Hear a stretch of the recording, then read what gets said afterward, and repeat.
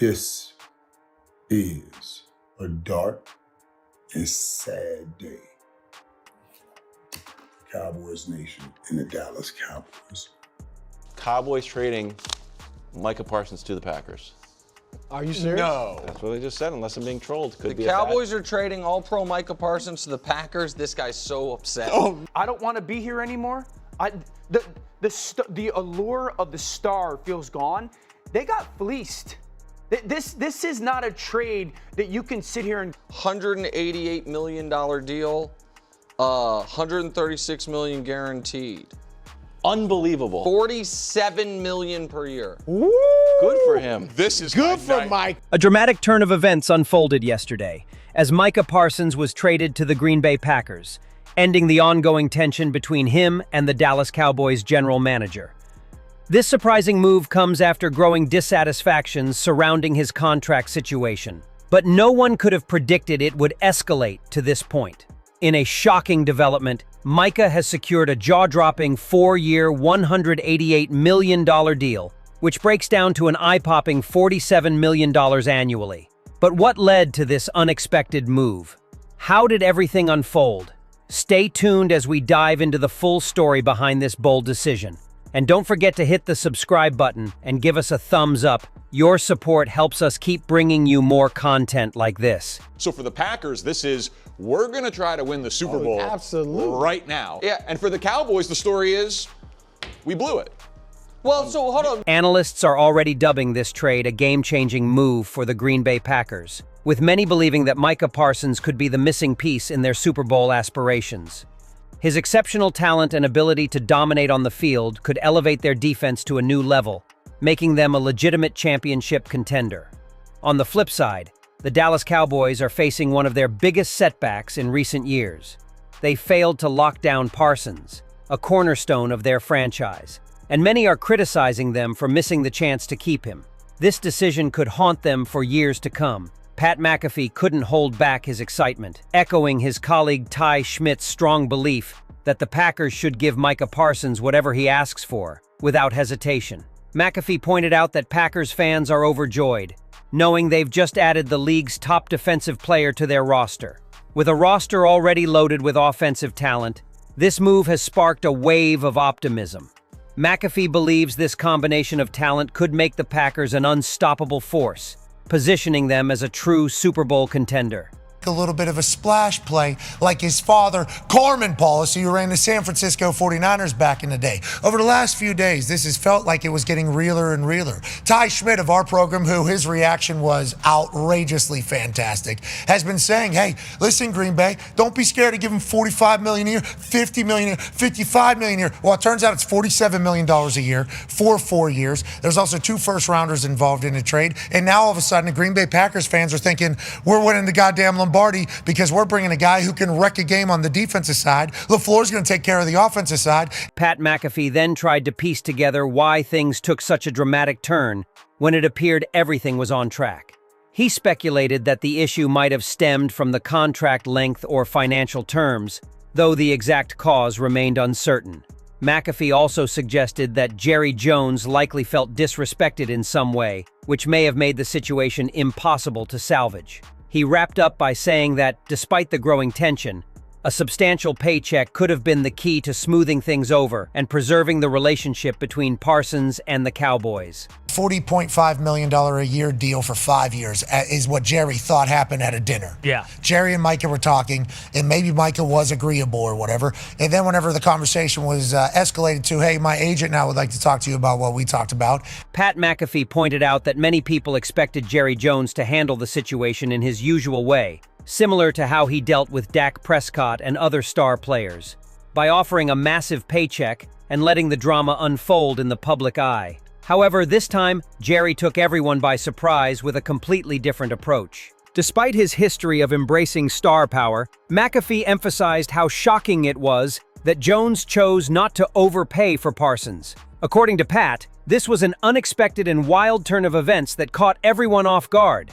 CeeDee Lamb, Dak Prescott, Ezekiel Elliott, these guys in the past that have had situations publicly have gotten settled when Jerry would overpay them. Probably going to happen to Mike again. That was still a possibility. Instead, Gone. Second time in the history of him owning the Cowboys franchise that he's traded somebody after making a Pro Bowl. So he does not do this. You Pro Bowl Dallas Cowboys are the stars. Jerry likes stars. I mean, the logo, he's a star. That is the thing. And to do this is a crazy move. Tone, what were you looking at over there? Michael Irvin, meanwhile, called it a dark and disappointing day for Dallas Cowboys fans, as they've lost one of their best players. He expressed the emotional impact this departure would have on the team and its fan base. However, despite the sadness of the situation, Irvin didn't hold any animosity toward Micah Parsons. Instead, he took the opportunity to wish him and his family all the best as they embark on this new chapter. Irvin's message reflected both the sadness of the loss and a sense of respect for Micah's future success with the Green Bay Packers. To when Jerry Jones had a handshake deal in his mind, the way that he once had a handshake deal to buy the Dallas Cowboys. When he met with Micah Parsons and shook hands on a deal that averaged $40.5 million in the spring, Jerry Jones thought they had a deal, but Micah Parsons didn't. And when Micah went back to his agent to apprise him of what they had discussed, the agent didn't want any part of a deal. Meanwhile, Adam Schefter reported that there had been no talks between Jerry Jones and Micah Parsons in the past few months. Parsons had been dealing with back stiffness and missed much of the season's training, which led many to think he had no leverage. However, Schefter clarified that it wasn't Parsons who held the upper hand, but his agent, David Mulgeta. Mulgeta skillfully leveraged the situation, securing a deal that caught everyone by surprise. Offensive side, and all of a sudden the Green Bay Packers draft wide receivers in the first round, and they trade for the highest paid non-quarterback in the history of the NFL. Welcome to the brand new Green Bay Packers. Ty Schmidt, I watched you erupt. I watched you climax. I watched you experience the thrill of a fan saying, you know, it was going to be a good year. Now it's going to be a great year. Ty, congratulations. And also, a little journalism. We've been on top of this for a few days now. Yeah, I mean, Schefter noted that this move wasn't entirely unexpected, as the Green Bay Packers had been closely monitoring Micah Parsons for a while. Their interest was so strong that they were ready to offer him a deal larger than any other, making him the highest-paid non-quarterback in NFL history. This historic contract not only underscores the Packers' dedication to bolstering their roster, but also sends a clear message to the rest of the league. By securing this monumental signing, the Packers have made a statement, marking the beginning of a bold new era for both the team and the NFL's financial landscape. there just steadily was more smoke around this situation. And, you know, again, being a Packers fan, or we've talked about this, like with the Steelers and the Packers, like they don't make these type of moves. But the more we were starting to hear about it, that was the only, you know, Shefty came on the show earlier today and said, hey, there are going to be multiple suitors, multiple teams who are interested. And maybe it is just because I'm a Packers fan and it was my algorithm, but that was the only team whose name I was actually seeing. Like, hey, the Packers are in on this. They wanted. Dan Orlovsky, on the other hand, weighed in on the discussion, stating that the Dallas Cowboys lost everything in this trade, both from a sports perspective and as an organization. He boldly declared that the Cowboys got completely fleeced in this deal, emphasizing how significant the setback was for the team. Orlovsky's strong stance reflected his belief that the trade would have long-term negative implications for Dallas. The allure of the star feels gone. They got fleeced. This is not a trade that you can sit here and go, well, they're going to use those picks to go get Arch Manning. Arch Manning ain't going to be there at 30 when you guys are picking in 2 years. So right. I look at this and go, from a business perspective, Jerry Jones 100% lost this negotiation. From a football perspective, Jerry Jones and the Cowboys 100% lost this negotiation. Chris Canty, however, argued that Jerry Jones had a clear agenda centered around maintaining strict limits on player contracts. Canty suggested that Jones was trying to push back against the rising player empowerment trend, where NFL players, much like those in the NBA, were gaining more control over their careers. According to Canty, Jones didn't want to let players gain that kind of power, preferring to retain control in negotiations. But this time he didn't succeed, as Micah Parsons broke through and made the move that stunned the entire league, challenging Jones's approach in a major way. Being a part of the Dallas Cowboys. But I do think there is an agenda that Jerry has, and it has nothing to do with football. It has everything to do with pushing back against the resurgence of player empowerment and how NFL players have tried to push the envelope to get closer in partnership with owners, comparable to what we've seen from NBA players and in that league.